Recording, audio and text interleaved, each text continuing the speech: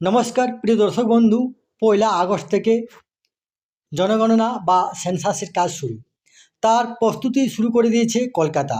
12,000 কর্মী নিয়ে জনগণনার প্রস্তুতি শুরু। আসুন আমরা ভিডিওর মাধ্যমে দেখে নেব যে কাদের এই যে সেন্সাসের কাজে নিয়োগ করা হয়েছে, কত টাকা আছে, কি বলা হয়েছে। তার আগে আপনারা অবশ্যই আমার চ্যানেলটি সাবস্ক্রাইব করবেন এবং সবার আগে ভিডিও নোটিফিকেশন পাওয়ার জন্য সামনে যে বেল আইকন আছে সেখানে প্রেস করে নোটিফিকেশন অল করে রাখবেন এবং ভিডিওর সাথে লাইক কমেন্ট শেয়ার করবেন। তাহলে দেখুন এই নিয়ে পত্রিকাতে কী লিখেছি। 12,000 কর্মী নিয়ে কলকাতায় জনগণনা। আগস্ট থেকে কলকাতায় জনগণনা শুরু।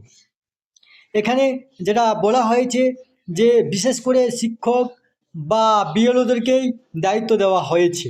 অধিকাংশ শিক্ষকদের মনের একটা চিন্তা, চাপ যে এখানে কিভাবে স্কুল করে নিয়ে সেন্সাসের কাজ করা যাবে ছেলেদেরকে শিক্ষাদান দিয়ে।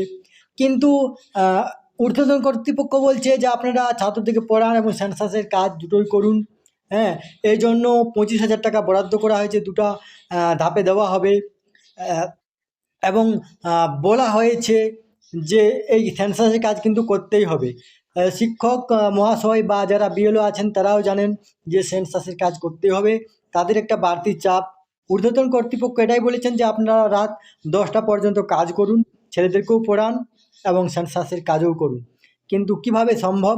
সমস্যার একটা সম্মুখীন দেখা দিচ্ছে শিক্ষক বা বিএলওদের মধ্যে। এর আগে তারা এসআরের কাজ করেছেন, তাতে অনেক সমস্যার সম্মুখীন হয়েছেন। তাই আবার তারা চিন্তিত। এই তথ্যটি আপনাদের সাথে শেয়ার করলাম। সুস্থ থাকবেন, ভালো থাকবেন, ধন্যবাদ।